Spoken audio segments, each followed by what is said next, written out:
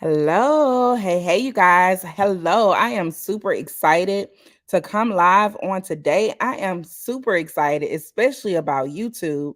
So, this is my first time going live on YouTube with an absolutely live stream without dropping a video. But I'm also live inside of the Ladies of Faith Over Fear community. So, let me go online right quick just to make sure that you guys can hear me and see me. Okay, perfect. Y'all can hear me and see me clearly on Facebook. Let me check out I'm sorry, not Instagram. Let me check out my YouTube.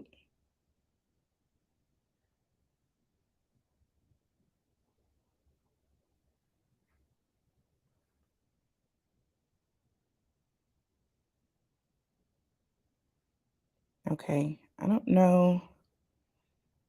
All right, so I don't know if I'm live on YouTube. It says that I am, but I don't see it.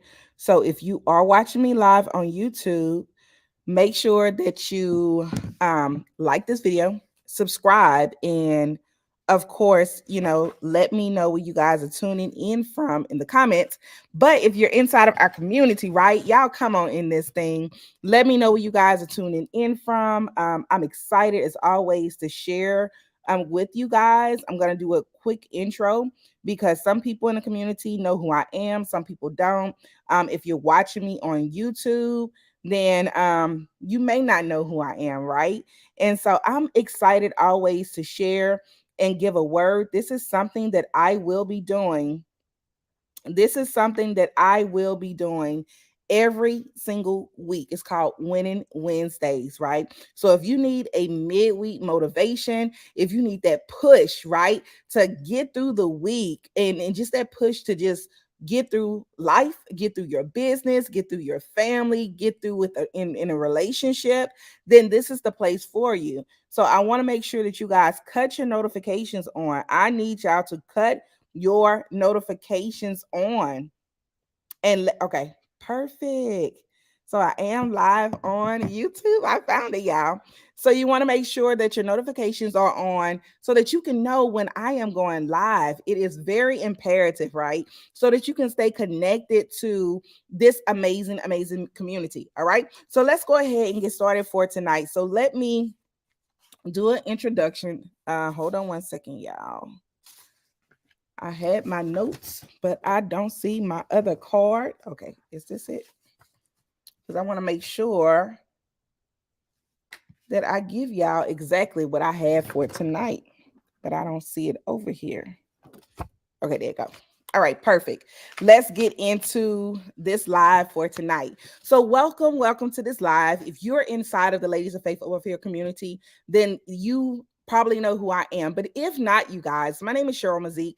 I am the CEO and creator of Ladies of Faith Over Fear community. And so, Ladies of Faith Over Fear community is a community, you guys, that is there to help you grow, right? And be that lady of faith over fear, be that kingdom woman, right? That is able to grow in every single area that you desire to grow in. We believe in Jesus Christ and we are a kingdom of Jesus Christ people, right? But the Ladies of Faith Over Fear community is a sisterhood, it's a community, it is a place where you guys can grow spiritually, mentally, emotionally, financially, and also making sure that you're taking care of yourself. So we have some amazing leaders, you guys, on the leadership team that pour into the community. In the month of September, we have gotten back started during the summer. We died down a little bit so that you guys can enjoy the time with your family, with your children. And now it's time to get back to business. It is time to get back to make sure that you're taking care of yourself so that you can take care of the children, so that you can take care of the house, so that you can take care of your spouse, right? So in the community, every single week, somebody is going live to pour back into you, to fill your cup up, right? Because as women, we constantly give, right? And sometimes we don't have a place, a resource, a sound person, right? That can pour back into us. And so that's why the community is so important, you guys. And with Ladies of Faith Over Fear, I help women to overcome their fears when it comes to healing, right? Healing from that trauma, that childhood trauma, that adulthood trauma, that trauma from your teenage years, right? Healing from the trauma and doing the healing work. And we do that with workbooks, online courses, retreats, and experiences. An experience is just like a conference. It's where we come together as a community, as a whole. People that's been in the community and brand new people, right? We come together, we do some more healing work, and we grow. But we get a chance to meet each other. We get a chance to take the people from online and meet offline. I absolutely love the experiences. So the next experience is going to be March of next year, March the 1st, the 2nd, and the 3rd. So be on the lookout, right? So that you can get notifications in regards to the experience. But make sure that you are connected with our community. And I'll make sure I put all of the ways to connect inside of the comments when I get through. And I'll also make sure that you guys have the information on YouTube as well, right? So if you are on YouTube, make sure that you subscribe, you like this video, and comment and let me know where you guys are tuning in from. And also tag a friend. If you know somebody that has had a bad day today, or if they're in a place where they just really need to be inspired, make sure you tag them and share this video with them. All right. So let's get into business, right? So, like I said, you guys, my name is Cheryl Mazique. I am a wife. I am a mommy of 5. So I have 5 beautiful children, right? All ages, all stages. And so I have a 25-year-old. She just turned 25 yesterday, y'all. And I know I don't look like I have a 25-year-old, but I've been blessed, right? To still have that youth. And I love that I'm blessed to have that youth. But I also want to thank what good old Noni, right? I want to thank my good old Noni Juice for helping me to be able to preserve my life, right? So that I make sure I take care of my body so I can look good, not just look good on the outside, but look good and feel good on the inside, right? So in this season, make sure that you are preparing everything that you need to prepare in regards to moving forward in life, and making sure that you're boosting your immune system, right? Making sure that you're making healthier choices when it comes to food, but making sure you take care of yourself, right? So make sure that you do that. So let's talk about, on tonight, I want to talk about how am I qualified to talk to people about faith, right? How am I qualified to be a lady of faith over fear? So I'm just going to be a little transparent with you guys on tonight and just share a little of my life, right? Some different stages where I've really had to activate that faith, right? Had to just really trust God. And so yeah, I was a teen mother. And that was the first time I ever had to activate using faith, right? And standing on faith. So I'll tell you about it. So I got pregnant when I was 14, right? And so I ended up getting pregnant because my mom was a single parent, right? My father wasn't in my life as present as I desired when I was younger. But, my mother worked. She worked from the time I got up, well, the time she got up at like 5:30 in the morning. And sometimes she wouldn't make it home till about 10:30 at night, right? So my grandmother would watch us. But when we moved from where my grandmother stayed at, it was just me and my brother. And we was just, out doing what we wanted to do. And not just being out, but doing the things that we shouldn't have been doing, right? And so an idle mind, what is a devil's workshop? And so we was just living, right? At least we thought we was living. And so I ended up getting pregnant. And so when I got pregnant, y'all, and my mom did not believe in abortions. I want to make sure I say that. My mom did not believe in abortions, but when your 14-year-old child comes to you as a single parent, then that is one of the things, right, that come to mind. Let's go see what the options are. She's a child. I'm a single parent, right? I don't know what my mom was thinking. She's no longer here to where I can actually ask her, what was her thought process when I got pregnant. I would love to have that conversation with her, but she's no longer here in the earth realm. But if I could just think from a mom, from my perspective, right? as a single mom, it's like now you have another mouth to feed. Now you have another person to take care of, right? So what do we do? And so she took me to an abortion clinic. They, told me what my options were. I was 5 months pregnant, y'all. Literally.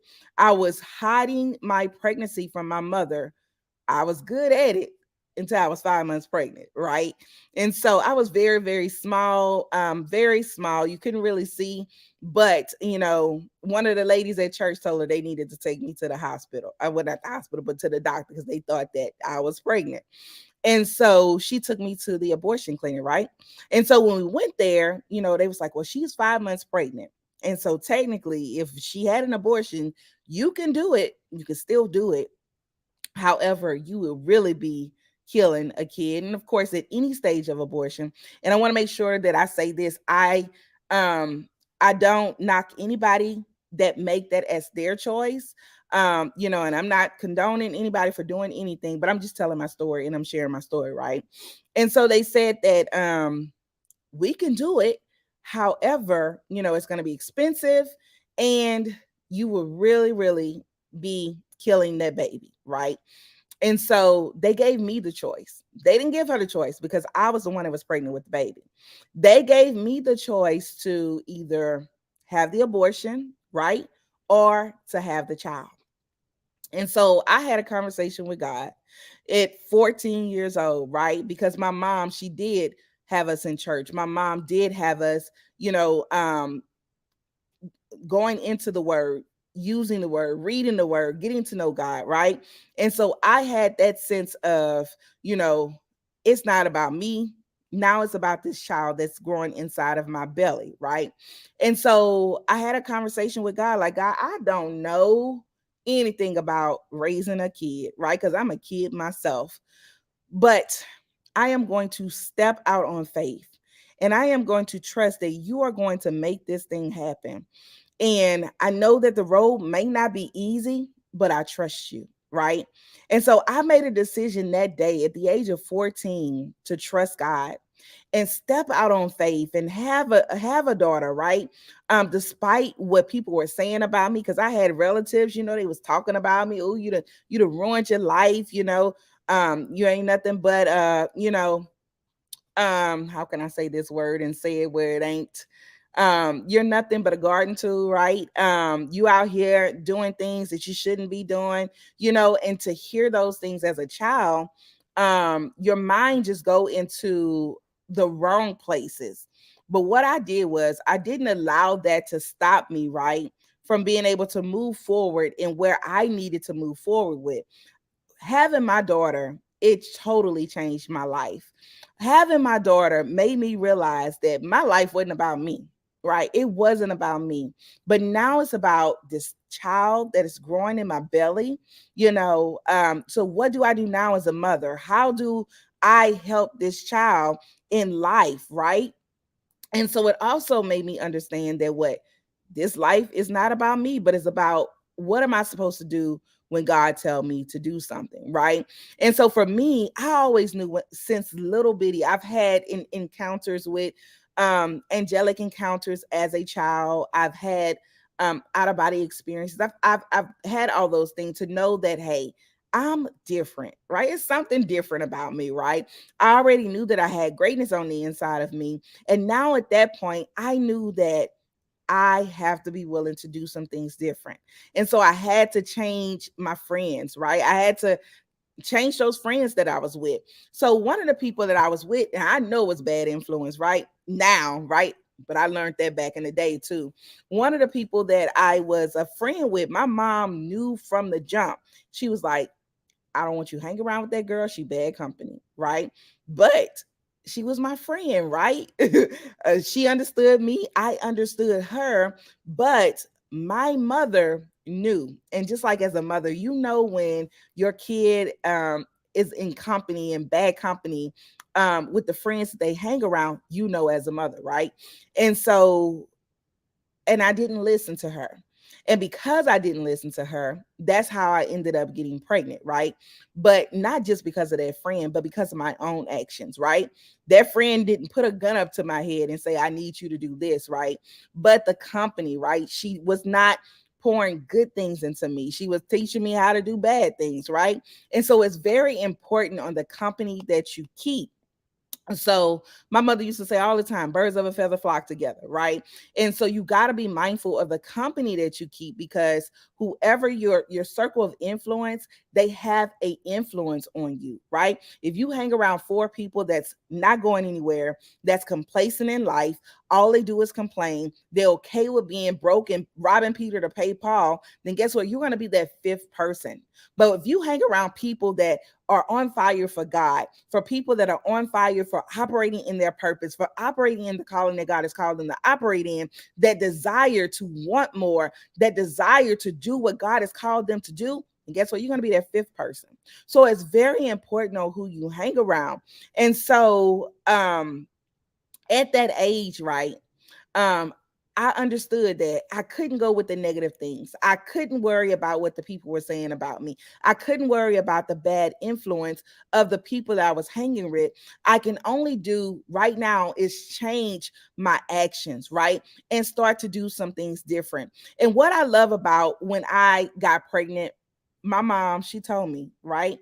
I'm disappointed in you, but it's not the end of the world.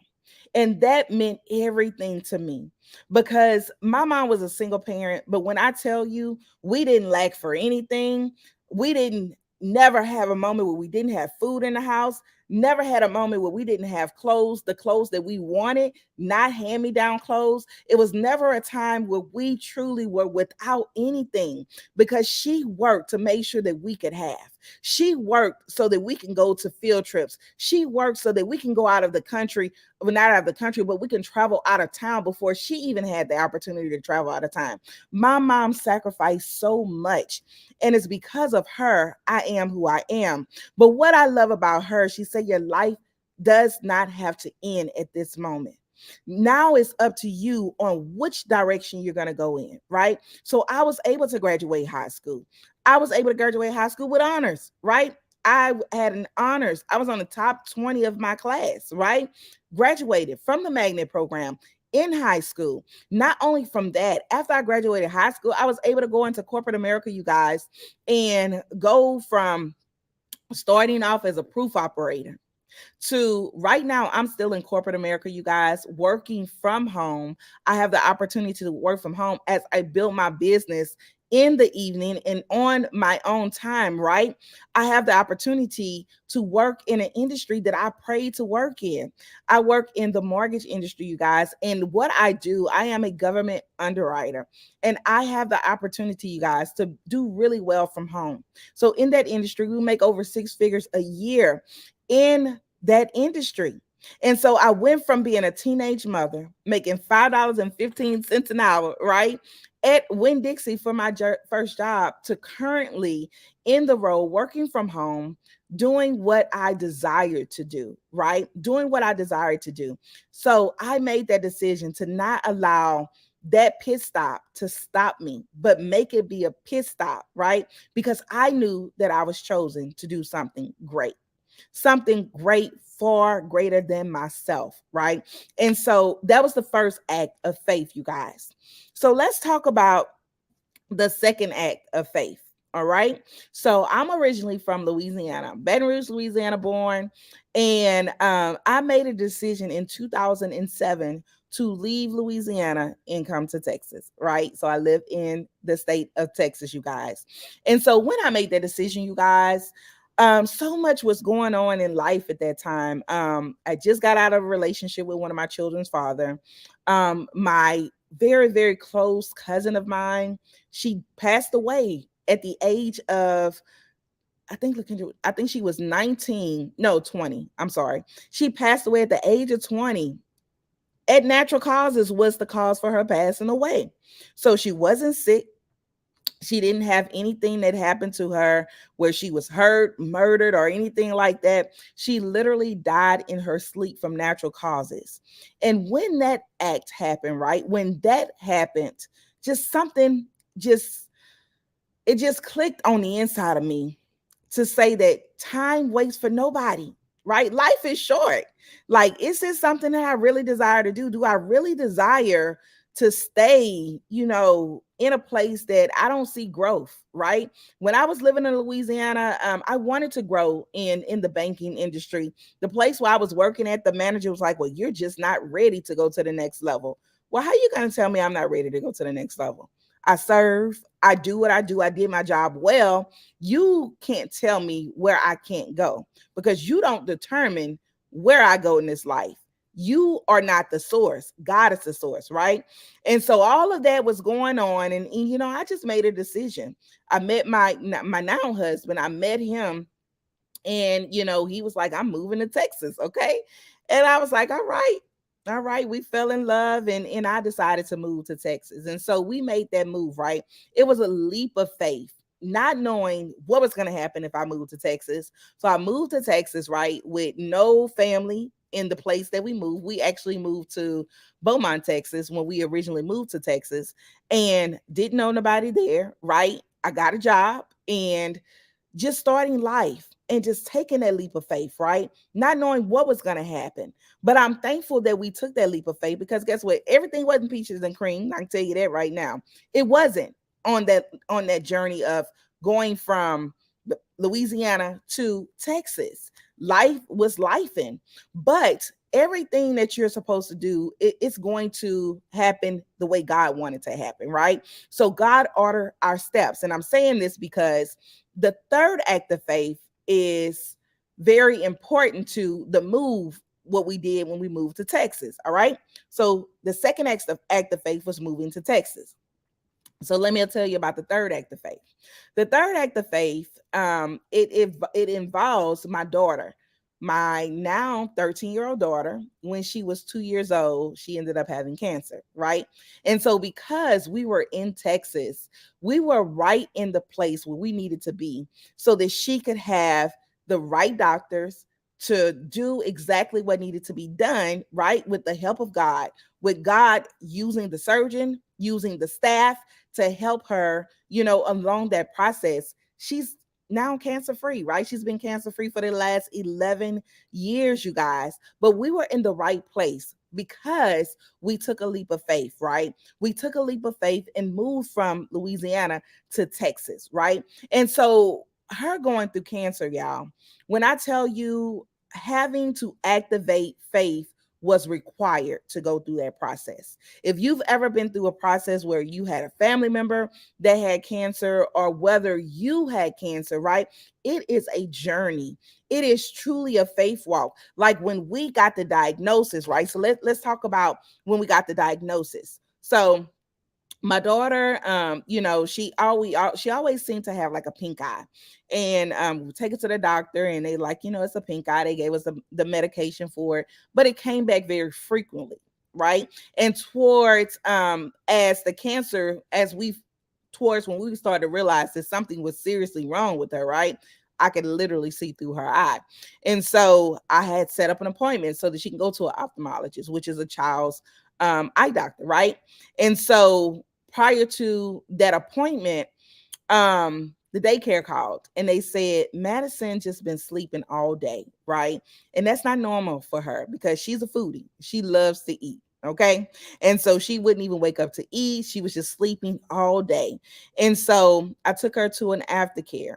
One of the what you call them things, urgent cares, right? I took her to an urgent care, and they took a look at her eye, and they was like, "Well, I just think it's a real bad eye infection." They didn't look to the extent that they should have looked, right? And so, as a mother, right, as the intuition, as the Holy Spirit gave me that gumption, right, that something else was wrong. Um, I left, I went home, and praise God that the next day I had already had that appointment scheduled. We went to the ophthalmologist the next day. And so we went there. The ophthalmologist took a look at her eye, and he said it could be one or two things. It can be she either had a fall and had a blunt hit to the head, right? And she would have had internal bleeding, which wasn't good, or either it was a tumor, right? Neither one of those were good. Okay. And so I'm sitting there. It was just me and her because my husband was working out of town. And so he sent us to Children's Hospital. And when he sent us to Children's Hospital, you guys, they did this the CAT scan and the MRI. And when it came back, they said it was cancer, right? And when I tell you, when you get that diagnosis that it's cancer, it's like your heart just literally falls out of your chest. Okay. And so what you do, you're nervous. The first thing you think about is what? Death. That's the first thing that comes to mind. Death when you hear the word cancer. And so that's what I heard. The first word came to mind was cancer. But then I started to make some phone calls, you guys. And as I made those phone calls, I started to talk to my mom. And of course, she was reassuring me that everything was going to be okay. I talked to my husband. He reassured me, right, that everything was going to be just fine. But the one person that I talked to that just made me, made me really activate that faith was my mother-in-law. And so my mother-in-law, she said,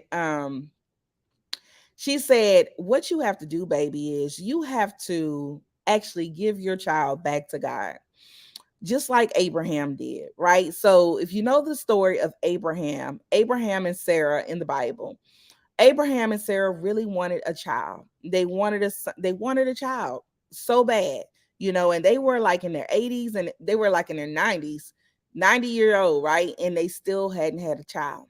But God promised them, right, that they would have that child. And so they ended up having Isaac. And so when they had Isaac, Abraham loved him. He adored him. He treasured him, right? Because it was something that he desired. But God said, I need you to sacrifice Isaac. I need you to sacrifice Isaac. And so Abraham, he was obedient.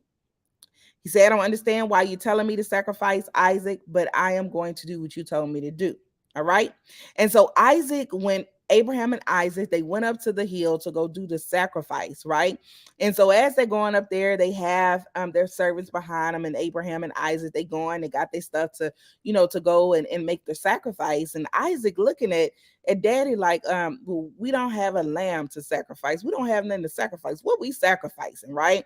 And so Abraham is like, God will provide.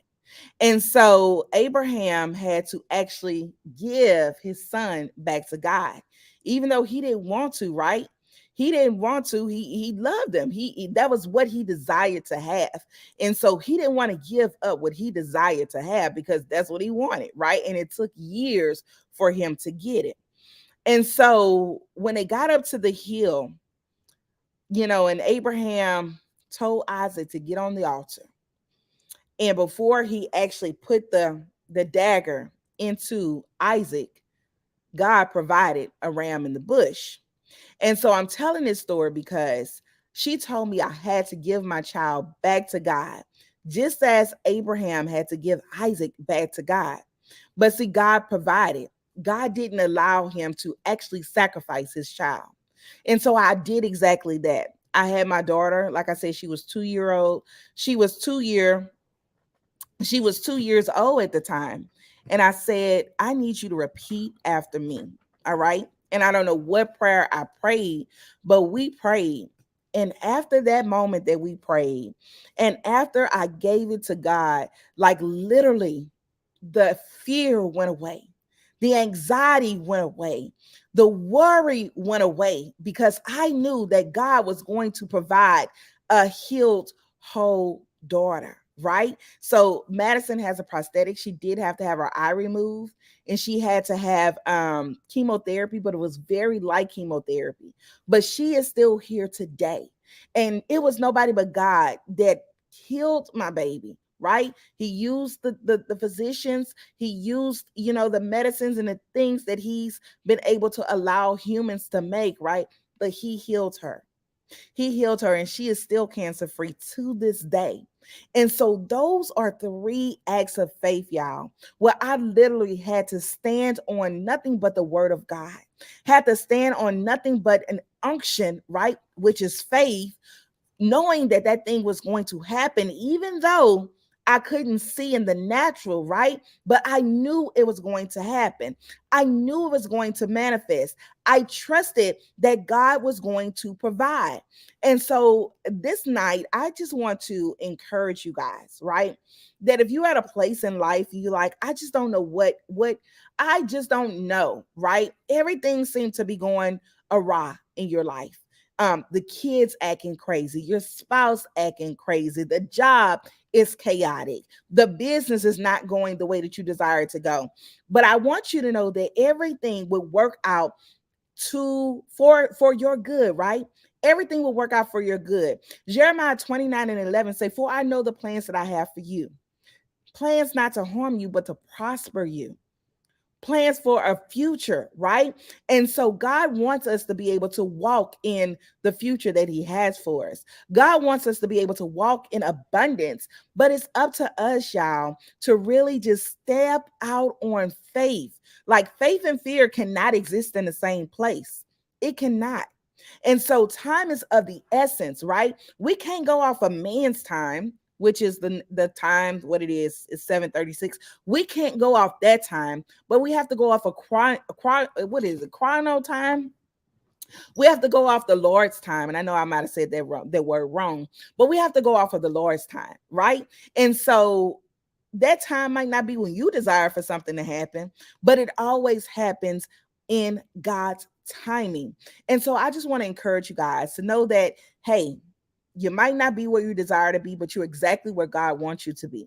But now you got to start taking action. Like God is speaking to His people like crazy, like never before. Like for me, like I was saying earlier, if you follow me on Facebook and Instagram, I was talking in my stories and I was just saying, ever since I hit 40, it's just like something just hit different. Like an atmosphere didn't open, a portal didn't open, something, because my mindset has totally shifted. It's like I have a sense of urgency, right, to do God's will, to do God's work. It's not about me, right? It's not about me at all. It's not about making money. It's not about buying houses. It's not about buying cars, but it's about being obedient to what God has called me to do, right? Even if I look stupid in the process, I don't care, because for me, I don't worry about what man say, right?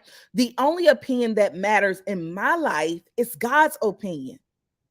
That's the only opinion that matters.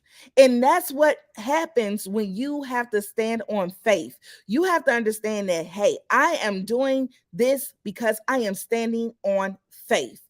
God told me to do this. God asked me to do something, and I'm going to be obedient. I'm going to be obedient. In the book of Matthew, Matthew talks about not Matthew. I'm telling the tale.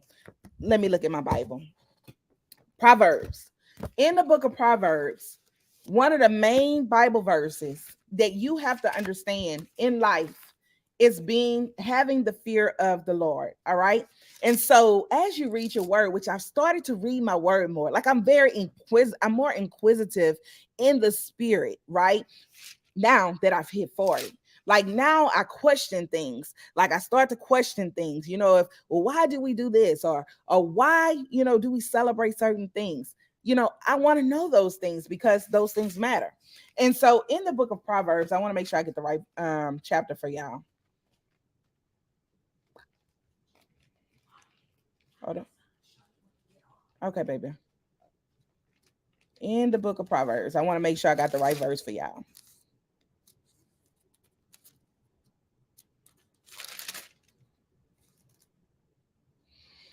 It's Proverbs chapter 1, verse number 7. Say, fear of the Lord is the foundation of true knowledge, but fools despise wisdom and discipline. And so, as you go on this walk of life, you have to understand that the fear of the Lord, it has to be there. Because if you fear God, if you fear Jesus, if you fear Yahweh, you would do everything that He told you to do. You will have that fear, like, if I don't do this, I'm going to be in trouble with daddy. And I don't want to be in trouble with daddy. For me, I've gotten so, how can I say this? I've gotten so obedient to where I have to do what God told me to do. If I don't do what God told me to do, I do not want to be in trouble with God. I do not want my day to come, right? Because we all have that day. We all have that appointment that we cannot miss and we will not miss, right? When God calls us home. I don't want to be that person when God calls me home and I am standing in front of my maker on judgment day and he say, I don't know you. Because there are going to be plenty of people that call themselves Christians, call themselves kingdom citizens, right? And God is not going to know who they are. I don't want to be that person. I don't want to be that person when I take my last breath that I still have every idea. I still have every dream. I still have every invention. I still have every book. I still have everything that God placed on the inside of me, still on the inside of me. I want to be that person that when God calls me home, I am an empty vessel.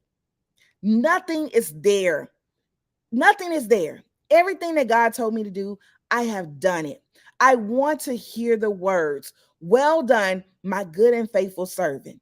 I don't want to be the person that's standing there and say, well, I didn't do this because such and such. I didn't do this because I had the children to raise. I didn't do this because I had to be the ideal woman. I didn't do this because I had to be a superwoman. I didn't do this because I had to be a super wife. I didn't do this because I had to work the job. I will not be that person that stand in front of God and have excuses after excuses because I wasn't obedient to doing what he told me to do his will. I don't want to be that person. I don't want to be that person. And so I just challenge you guys to stand on faith. Whatever that thing is that you are fearful on, whether that thing is fearful of stepping out and doing something that God has placed on your heart to do, stand on faith. Do it scared. Do it scared. Because if you don't do it, you're going to be in trouble with daddy. And we don't want to be in trouble with daddy. You got to be willing to step out regardless of what you look like. You got to be willing to step out, even if you don't know how to do it, but step out and just do it and know that God will provide. If he gave you the vision, he will give you the provision so that you can get that thing done. If you are standing on faith and asking God to provide finances, right? God will provide. But let me tell you this, don't be the person that missed the opportunity and miss the blessing. If you've been praying for a financial blessing, right? And somebody come to you with an opportunity and you pass it up, that could be the blessing that God told you that he was going to give you, right? So don't miss it because it's not in the form that you think that it should come. I don't know who that's for. I don't know who that's for because that just came out of nowhere. Don't miss the blessing because a lot of times people miss blessings because it's not wrapped in the form that they desire for it to be wrapped, right? So, like I was saying with the example, you praying and you asking God, and you saying, I'm sorry, I thought my phone was on do not disturb.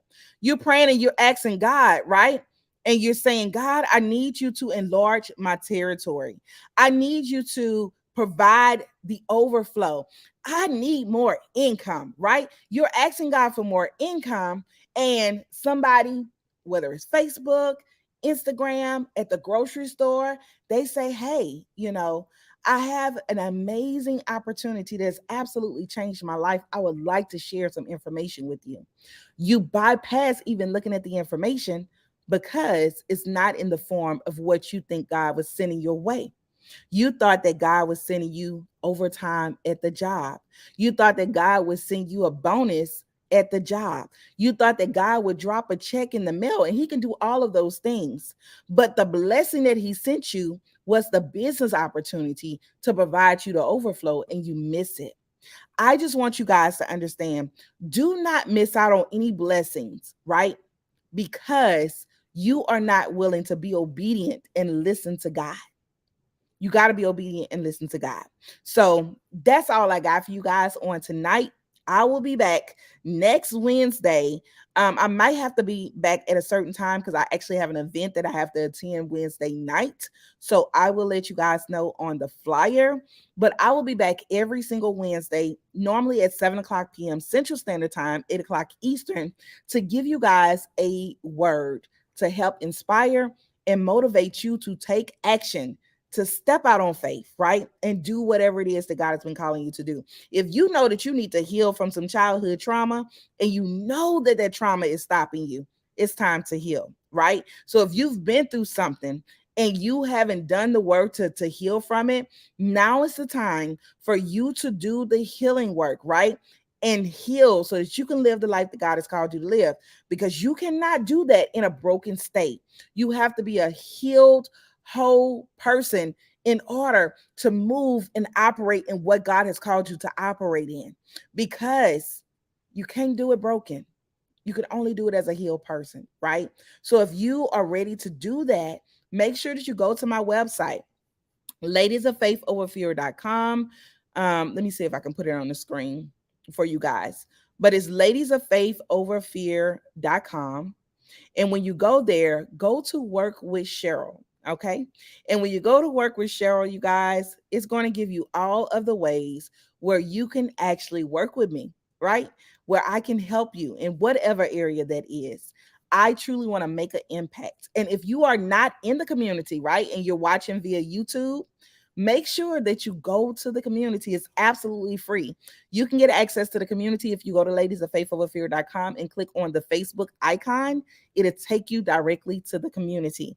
And also, if you are in the community, make sure, and you can do this as well whenever you can do this as well whenever you are whether you're in the community or not in the community, but you can stay connected and you can send your text message. You can send LOFOF, and let me give you the number of where you can send it to.